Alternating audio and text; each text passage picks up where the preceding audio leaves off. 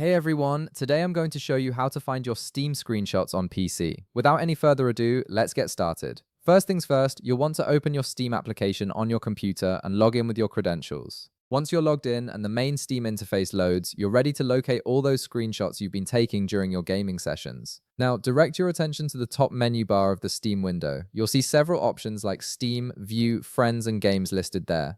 Go ahead and click on View to reveal a drop-down menu with various options. This menu gives you access to different ways to organize and view your Steam content, making it easy to navigate through your library and media files. From the drop-down menu that appears, look for the option that says Recordings and Screenshots and click on it. This is Steam's dedicated media manager where all your captured content is stored.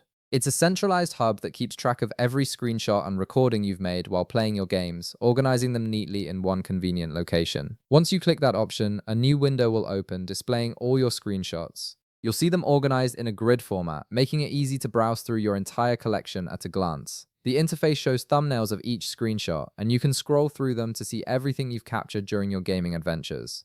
Steam automatically saves these screenshots whenever you press the screenshot button during gameplay, so you might have quite a collection depending on how long you've been using the platform.